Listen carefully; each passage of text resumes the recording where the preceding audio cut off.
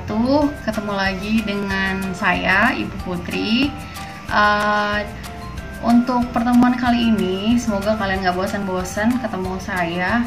Saya akan sedikit kasih tips yang sebenarnya tips ini mungkin kalian paling banyak skip ya, paling banyak lewat. Tapi ternyata elemen yang ini ketika diuji kompetensikan, khususnya buat para kelas 12 AKL, ini ternyata cukup krusial karena memberikan kontribusi nilai yang lumayan ya.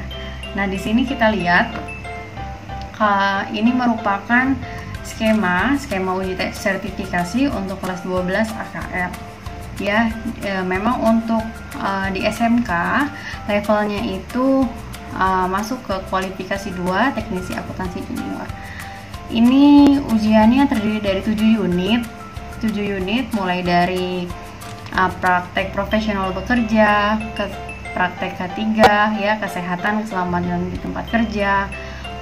Terus mulai siklusnya itu ada entry journal, memproses buku besar, menyusun laporan keuangan, ditambah komputernya itu terdiri dari 2 unit, yaitu aplikasi pengolah angka spreadsheet atau biasa digunakan Microsoft Excel, dan terakhir aplikasi komputer akuntansi ya, atau biasa menggunakan program Accurate atau Milo. Nah, yang Ibu akan bahas sebenarnya ini terkait dengan unit nomor 3, yaitu tentang entry journal ya.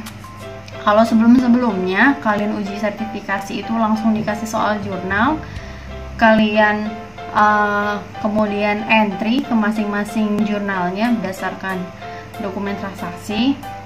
Tapi ternyata di elemen entry journal ini, kita lihat slide selanjutnya ya, ini ada elemen kompetensi nomor 3, itu bunyinya mengarsipkan dokumen sumber dan pendukung. Artinya di sini dokumen sumber dan pendukung ini yaitu berupa dokumen-dokumen transaksi ya, baik faktur, nota, kemudian cek, kwitansi ya, itu semuanya diarsip secara tepat waktu, disimpan secara tepat waktu dengan prosedur dan kebijakan perusahaan. Nah, arsip dokumen diakses dan ditelusuri sesuai kebijakan perusahaan. Artinya memang elemen ini menjadi satu pelengkap bahwa ketika kalian ujian, maka kalian harus benar-benar menunjukkan arsip-arsip tersebut dapat disimpan dengan tepat. Nah, ini berkaitan dengan kronologi terjadinya transaksi ya. Maka dari elemen ini harus kalian praktekkan karena ini uji kompetensi, dan kalian harus menguasai kriteria unjuk kerja ini di poin 31 dan 32. Nah, sebenarnya di sini yang lebih digarisbawahi adalah konteks variabelnya. Pertama harus dicek dulu dokumennya apakah sudah legal, sudah sah, mulai dari tanda tangan yang otoritas di situ, baik itu akuntan, atasan akuntan, atau pejabat-pejabat yang memang berwenang untuk menandatangani dokumen sumber. Kemudian mencatat ke jurnal. Setelah selesai mencatat ke jurnal, baru kemudian diarsipkan. Ini ada aspek kritis nomor 5. Maksudnya adalah kalian harus melakukan hal ini wajib, karena memang yang diperhatikan dari kompetensi entry journal ini ketepatan identifikasi dokumen, masuknya ke kelompok mana saja, kecermatan pencatatan transaksi sudah tepat atau belum, akun-akun dan kode rekeningnya. Yang ketiga, kepatuhan terhadap ketentuan pengarsipan. Jadi Ibu akan sedikit bahas gimana caranya kalian mengarsipkan dokumen ke dalam Ibu contohnya hanya menggunakan Mapsner Hector, tapi mudah-mudahan ini bisa membantu kalian kelas 12 untuk mempersiapkan ujian kompetensi. Semangat semua, disimak videonya. Biasanya ketika kalian masuk ke unit yang ketiga, yaitu proses entry journal, kalian akan diberi oleh panitia uji sertifikasi. Yang pertama ada Mapsner Hector yang di dalamnya ada buat penjepit kertasnya. Kemudian yang kedua ada lembar soal, ya, di sini berupa dokumen-dokumen transaksi. Kemudian yang ketiga ada lembar jawaban untuk entry jurnal. Yang keempat ada kertas warna, ini digunakan untuk membatasi dan mengelompokkan dokumen-dokumen transaksi. Kemudian ada perforator atau ini pembolong kertas, pulpen tentunya untuk entry jurnal dan memberi judul tiap kelompok transaksi. Ada gunting, kalau misalnya tidak ada gunting kita ganti dengan penggaris, ya. Nah, kita mulai langkah yang pertama. Kita singkirkan yang lainnya terlebih dahulu. Kita buka, kita ambil yang dokumen transaksi. Nah, kenapa perlu gunting dan kertas? Karena memang soal yang disajikan biasanya satu lembar itu terdiri dari 2 dokumen transaksi. Seperti di halaman yang pertama ini ada 2 bukti kas keluar sama bukti kas masuk. Ini kalau kita kelompokkan tentu yang berbeda ya transaksinya. Jadi semua transaksi ini kita harus potong bagi 2. Kita ambil, kita lipat. Sekali lagi, kalau misalnya ini tidak ada gunting, maka gunakan penggaris. Saya pakai gunting ya. Ini kita bagi jadi 2. Tapi pada prakteknya dokumen transaksi di kantor itu tidak begini ya. Ini hanya praktik saja.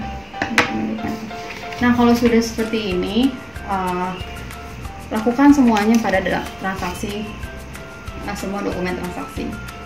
Oke, langkah selanjutnya, jika kalian sudah selesai memisahkan dokumen satu dengan dokumen yang lainnya menjadi lembaran seperti ini, maka tugas kita selanjutnya adalah mengambil kertas warna, kemudian potong 2 juga. Nah, ini gunanya untuk pembatas yang tadi ibu bilang. Ya, di sini ibu sudah tulis, sudah potong menjadi 2. Ada 5 pembatas, yaitu dokumen memorial, dokumen pengeluaran kas, dokumen penerimaan kas, dokumen pembelian, dokumen penjualan. Ya, ini cukup ditulis tangan karena memang pekerjaan manual itu ketika ujian kompetensi tidak di print. Nah, dari bukti-bukti ini tugas kita adalah mengelompokkan sesuai dengan judul dokumen tadi. Ya, misalnya ini dokumen pembayaran ya. Pembayaran ini saya ambil kasusnya PT Mikronik. Ini pembayaran untuk PPN bulan November. Maka ini masuk ke dokumen pengeluaran kas, maka dikelompokkan. Ini masih kas keluar juga. Ini ada kas keluar lagi. Nah, ini ada faktur penjualan, tentu berbeda dengan kas keluar. Ini berkaitan dengan dokumen penjualan, maka dipisahkan. Kas masuk, dan seterusnya. Ini sudah saya kelompokkan berdasarkan dari dokumen transaksinya, ya, mana yang kas masuk, kas keluar. Nah, ini penting untuk kalian untuk membedakan, jangan sampai ketukar ya antara faktur pembelian dan faktur penjualan. Di sini judulnya sama-sama penjualan, tapi memang bedanya kalau ini kopi yang mengeluarkan itu PT Global, berarti ini dikasih ke Mikronik, jadi ini faktur pembelian. Sebenarnya PT Mikronik yang beli ke PT Global. Beda halnya dengan yang faktur penjualan. Ini kopnya PT Mikronik, jadi PT Mikronik ini yang membuat faktur penjualan, ya, menjual barang dagang kepada Siti Bursa Perdana. Jadi ini bedanya, jangan sampai ketukar. Jika sudah dikelompokkan, nah, tugas selanjutnya kalian adalah mengurutkan berdasarkan kronologi. Kita asumsikan bahwa dokumen transaksi yang masuk itu yang dicatat pertama kali yang dikeluarkan, ya. Artinya jika di sini tanggalnya 4 Desember, kemudian sebelumnya ada tanggal 3 Desember, maka tanggal yang lebih muda ada di posisi bawah. Asumsinya adalah kita sudah mencatat terlebih dahulu. Misalkan dokumennya ada di tanggal 1, maka tanggal 1 itu kita langsung entry. ya, seperti itu. Maka ini tanggal 3-nya di bawah, kemudian disusul tanggal 4, ada tanggal 8, tanggal 14, kemudian ada tanggal 23, 24, dan ini 28. Seperti itu. Dan ini juga dilakukan oleh kelompok dokumen-dokumen yang lain. Jika sudah semuanya tersusun, maka kita beri judul di depannya. Nah, sebelum diberi judul, ini biar bareng-bareng, kita akan perforatory atau membolongkan ya di sisi samping sebelah kiri, bukan di atas, karena ini tulisannya adalah tulisan horizontal, bukan yang vertikal ya. Jadi ini kita ambil, biasakan ketika kalian akan melubangi dokumen, tidak semuanya kalian lipat seperti ini, sehingga bisa membuat lekukan di semua dokumen. Cukup satu saja yang menjadi halaman paling depan, kita ambil titik tengahnya seperti ini, kemudian dirapatkan, kita ambil pembolong kertas. Karena tadi sudah dilipat, jadi sudah terlihat titik tengahnya. Nah, ini yang seperti ini. Nah, jika sudah, kita beri nama yang tadi sesuai transaksinya. Ini ada penjualan, pembelian, kas masuk itu kas penerimaan kas ya, kas keluar itu pengeluaran kas. Ini memorial, memo ini biasanya memang terkait dengan retur-retur ya. Nah, sebenarnya di sini bisa jadi dia dipisah atau dia akan gabung dengan transaksi penjualan maupun pembelian ya. Ini fleksibel selama kalian bisa membedakan. Cuma di sini yang ibu tekankan kenapa dipisah, agar kalian lebih mudah ketika entry ke masing-masing jurnal, terutama untuk memorial jurnal, karena di sini ada 3 transaksi, maka yang di entry ke memorial jurnal mana 3 ini gitu. Karena nggak mungkin ya retur dicatat di transaksi penjualan atau pembelian kan, jadi kita masukkan ke dokumen memorial.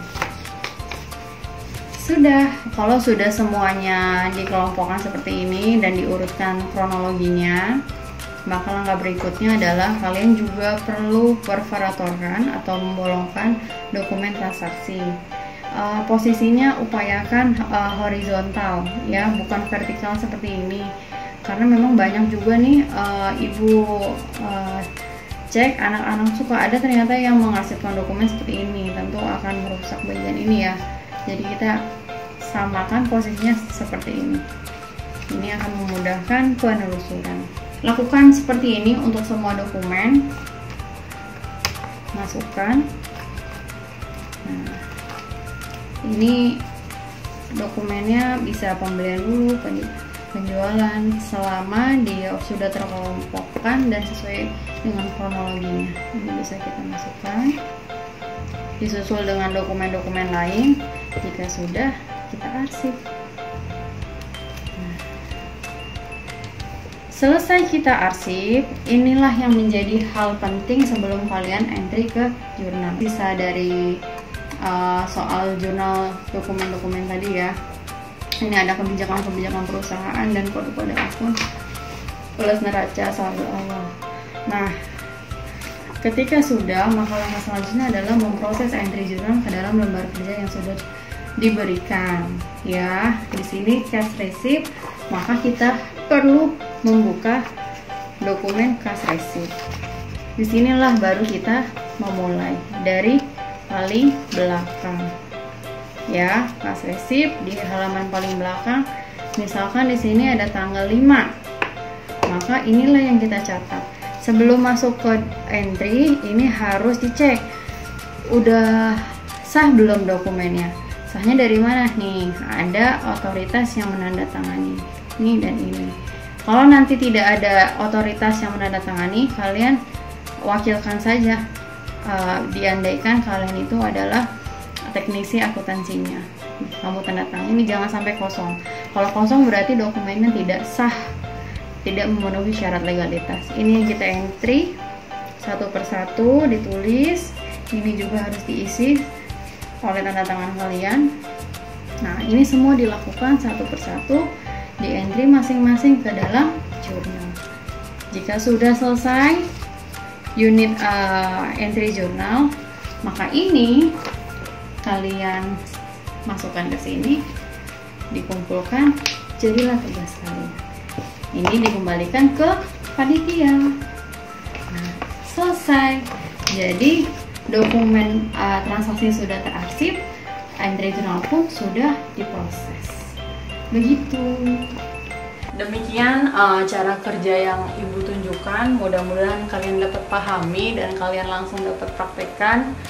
Kalau misalnya sebelumnya kamu sudah praktikan, mungkin kamu perlu perbaiki beberapa di antaranya biar lancar ketika uji kompetensi. Nah, ini akan siap dicek oleh asesor. Untuk semuanya, rajin-rajinlah latihan. Ini hanya tips dari Ibu. Mudah-mudahan semuanya lancar menjalani uji kompetensi untuk unit memproses entry jurnal. Terima kasih, dadah.